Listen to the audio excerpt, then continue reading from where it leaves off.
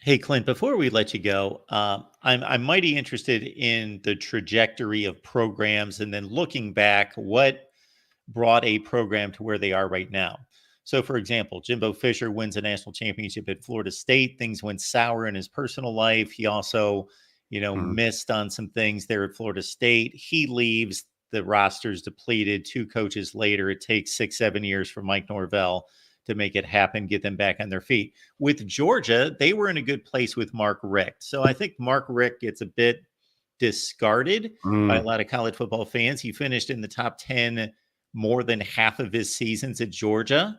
If there's a 14 playoff, and I'm spitting out things that you know better than I do, they go to a 14 playoff in 2002, 7, maybe 8, 12, of course, where they might Mhm. have had the best team in the country. If a pass either gets knocked down Just or knock it time down. runs. I'm Oh sorry, I had to bring that gosh, up. why just not get hit the ground? Why has it got to be Yeah, up in the air for days? anything, Oh, it's so anything would painful. have happened. Anything. So my point there is, it's easy to say now, oh, well, Mark Richt was good, but he wasn't that good. He Yeah. was like a top 10 guy. Well, they upgraded with Kirby Smart. But no, there was risk there. Kirby Smart was not proven as a head coach. Mark Richt Yes. was. They had a good thing going, but they made that break to say, now this has happened with some other programs. Nebraska, Bo Pelini wasn't good enough winning 9 games, and they Mhm. would love to win 9 games now. So it's Mhm. easier to evaluate in hindsight. But what really happened with this Georgia program in regards to Mark Richt, where it was then versus what Kirby Smart has been able to do, which is just obviously it's a monster. Yeah, I think besides the development of players has always been there. Mark Richt could pull guys from Georgia and from the South. People wanted to play for Mark Richt, and he was fantastic at strategizing. I think the difference was the game has changed, and you see this with Nick Saban's retirement. Nick Saban just didn't want to continue coaching in this new era of college football. That's it. Like, he was just tired and he was done with it. Kirby Smart knows how to navigate NIL. He knows how to navigate. It's very, very wild actually when recruits come in, and this happened with Caleb Downs, Ohio State. Caleb Downs goes on campus to try to get more money from Georgia in an NIL deal and pits Ohio State against Georgia. Kirby played chicken and didn't blink, and he said, "If you want to go to Ohio State for this, like, go do it. I'm not going to play that game. I'm going to take care of people." Yes, absolutely. And that's why Ryan Day has, you better win it or you're going to be busted, because you got checks. They're going to come cashing. Kirby is somebody who has the facilities. He has the mentality. He knows how to talk to these young men and get them into the program with recruitment. Mark Richt was a good recruiter, but not an elite recruiter. Kirby Smart's the best recruiter in the nation. I think that's point one of this post BCS NIL landscape that is never ending and always there, which is why I made a prediction on the podcast a little bit ago.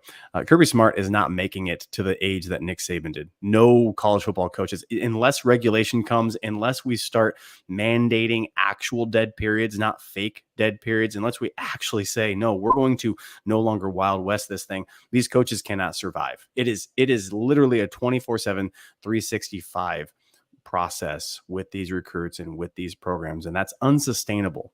Kirby Smart so far has had the energy, the age, the youngness that he has had, as well as his aptitude to talking to these young men. So it's been very, very good. And Mark Richt, yeah, beloved by Bulldog fans. No one talks badly about him, and his even just departure of saying, yeah, I understand. I get it, guys. I wasn't able to take us all the way to the mountain. I understand. Do your thing. He did so well, and he's been welcomed back in since leaving Miami by Georgia faithful and Kirby Smart himself, which is fantastic to see. But I think that's point one. Point two is Kirby was able to get coaches that are top of their field. You see Dan Lanning crushing at Oregon. Oregon's going to win a championship before Alabama does in the next 5 years. Dan Lanning will have a trophy before Kalen DeBoer does. Absolutely. You see that. You see Mel Tucker even able to do things at Michigan State before that went sideways in a hurry over there. He was beating teams he shouldn't have beat. And there is a chance. You see this at Michigan with Carr when they fired a Hall of Fame head coach, and then they went through 8, 9, 10 years, a decade of horridness. Georgia took its time, called a guy who was part of the program, who had Georgia roots, who wanted to come back, who coached for Saban. And look, he credits Saban a lot. Alabama fan here. We're not saying that he wasn't aided by Nick Saban in Alabama. He was greatly, and he learned a bunch of incredible stuff over there. We're very, very thankful for that. So I think recruitment, development of coaches, and his insistence on culture.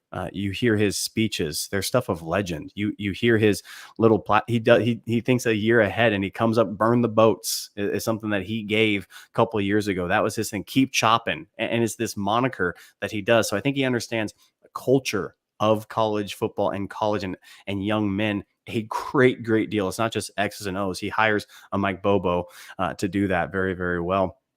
And the rest of it, he takes care of the feel and the vibe of the place. And if you talk to young men these days, these college kids' vibe is what they all about. They want to make sure that they are clicking with the culture in the locker room. And he has that on lockdown at Georgia. It's the Dogs Podcast on the Locked On Network, Locked On Bulldogs with Clint and with Daniel. So please join them there. Clint, first time here at the Voice of College Football. You are welcome anytime. We appreciate the conversation. It was good stuff. Yeah, I love being here. This was fantastic. I love what you guys are doing.